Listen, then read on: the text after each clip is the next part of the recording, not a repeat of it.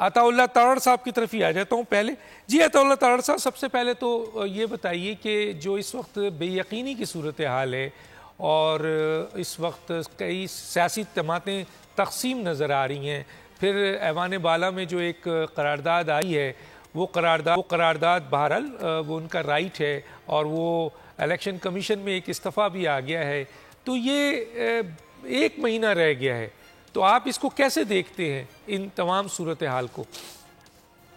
बहुत शुक्रिया डॉक्टर साहब, और आपको नया चैनल, नया शो मुबारक। हमारी नेक तमन्नाएं आपके साथ हैं। और मैं ये समझता हूँ कि मुस्लिम लीग नून का बड़ा वाज़ेह मौक़िफ़ है कि 8 फरवरी की जो डेट दी गई सुप्रीम कोर्ट के हुक्म पर, इलेक्शन कमीशन ने उसका बाकायदा स्केड्यूल जारी किया और उसमें ना तो रद्दो बदल का कोई जवाज़ है और ना ही रद्दो बदल की कोई गुंजाइश है। ये अटल फैसला है कि 8 फरवरी को ही इलेक्शन होने हैं और होने भी चाहिए। ऐवान बाला में पास की गई करारदाद का एज ए लॉयर मैं आपको बता सकता हूँ कि कानूनी तौर पे वो किसी भी इदारे को, वो इलेक्शन कमीशन हो, वो सुप्रीम कोर्ट हो, ऐवान बाला पाबंद नहीं कर सकती करारदाद के ज़रिए कि इलेक्शंस को ताख़ीर का शिकार किया जाए, इल्तवा का शिकार किया जाए। और ये चंद सेनेटर्स की अपनी सोच ज़रूर होगी और उन्होंने अपने ताईं ये फ़ैसला ज़रूर किया होगा, मगर मैं ये समझता हूँ कि इलेक्शन जितने जल्दी हों, जो बेयकीनी की सूरत हाल है वो ख़त्म होगी, मुल्क एक मुस्बत डायरेक्शन में जाएगा। और इलेक्शंस का इनेकाद जब तक नहीं होता, बेयकीनी की वजह से मईशत को भी नुकसान होता है और मुल्क के अंदर इन्वेस्टमेंट भी उस तरह नहीं आती, पॉलिसीज का तसलसल भी जो है वो भी इफेक्ट होता है।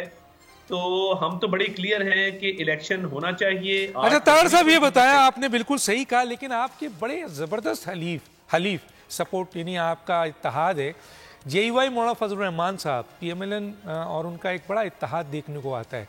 माजी में भी हमने देखा जब 16 महीने की हुकूमत थी उस वक्त भी PDM के हवाले से भी, तो उन्होंने तो वाज़ेह तौर पे कहा है कि नहीं होना चाहिए और 2 रीज़न है।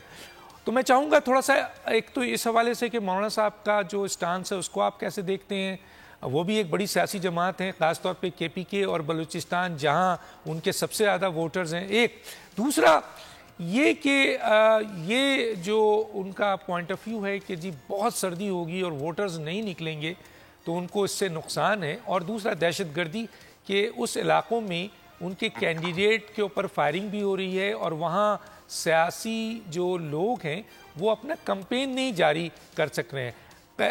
पंजाब में फिर भी बेहतरी है या सिंध में, क्या कहेंगे सर? देखिए, मैं ये समझता हूँ कि मौलाना साहब का जो मौक़िफ़ है उनके पास ज़रूर उसकी वजूहात होंगी और वो वजूहात वैलिड भी होंगी, मगर बात यह है कि इस मुल्क में कई आम इंतखाबात दिसंबर के महीने में, फरवरी के महीने में, मार्च के महीने में होते रहे हैं। तो ये पहली बार तो नहीं होने जा रहा कि ठंड में या सर्दी के मौसम में इंतखाबात होने जा रहे हैं।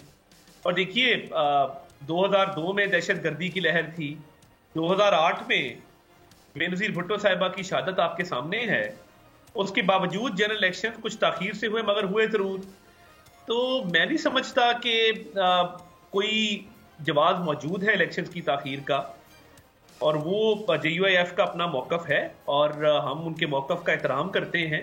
मगर हम अपना मौक़िफ़ जो है, हम समझते हैं कि हमारा मौक़िफ़ दुरुस्त है और इंतखाबात किसी ताख़ीर के मुतहम्मिल नहीं हो सकते, ना होने चाहिए।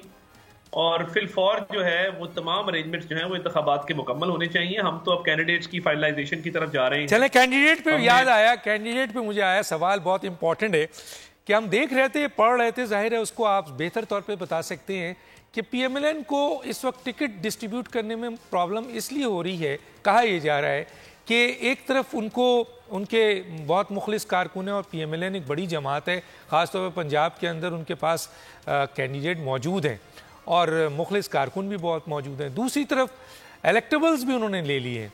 तीसरी तरफ जो है वो अदम एतमाद के हवाले से जो लोगों ने PTI को उस वक्त शिकस्त दी, कहा जा रहा है कि उनको भी PMLN टिकट देगी। और कुछ सियासी जमातों के साथ जब आप सीट एडजस्टमेंट की बात करते हैं तो वो भी आपसे अहम तरीन सीट मांगेंगे। तो इसको आप कैसे मैनेज कर रहे हैं सर? देखिए, हमारी IPP से भी बात हुई, हमारी मुस्लिम लीग काफ से भी बात हुई, तो कोई बहुत ज्यादा गंभीर मसाइल नहीं है।